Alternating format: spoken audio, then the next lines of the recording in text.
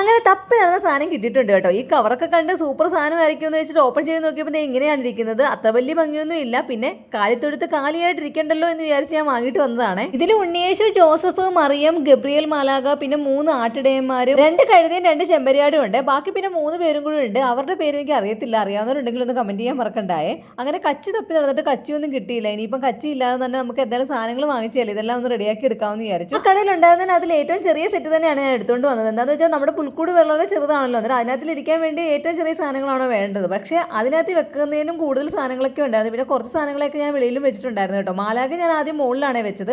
അത് കഴിഞ്ഞിട്ട് അതിനെ തൂക്കി ഇടാമെന്ന് വിചാരിച്ചു കേട്ടോ. മാലാഖ ഇങ്ങനെ പറക്കുന്നത് കൂട്ട് വേണമെന്ന് വിചാരിച്ചു. അങ്ങനെ നൂലൊക്കെ കൊടുത്തു കമ്പിയിൽ കെട്ടിയിട്ട് തൂക്കിയിട്ട് നോക്കിയപ്പോൾ ആണെങ്കിൽ ഇതിങ്ങനെ കറങ്ങിക്കൊണ്ടിരിക്കും കേട്ടോ. സ്റ്റഡിയായിട്ട് നിൽക്കുന്നില്ല. അങ്ങനെ പിന്നെ ഡബിൾ സൈഡ് സെല്ലോ ടേപ്പ് പോയി ചൊട്ടിച്ച് വെക്കാമെന്ന് വിചാരിച്ചു. അങ്ങനെ അതും ഒരുവിധം റെഡിയാക്കി വെച്ചിട്ടുണ്ട്. പുൽക്കൂട് എത്ര സെറ്റ് ആയില്ലെങ്കിൽ പുൽക്കൂട്ടി വേണ്ട ആളുകളെല്ലാം സെറ്റ് ആയെന്നാണ് എൻ്റെ വിശ്വാസം. ഇഷ്ടമെങ്കിൽ ലൈക്ക് ചെയ്യാൻ മറക്കണ്ട. എല്ലാവർക്കും ഹാപ്പി ക്രിസ്മസ്. അടുത്ത ഷോർട്സ് കാണാവേ.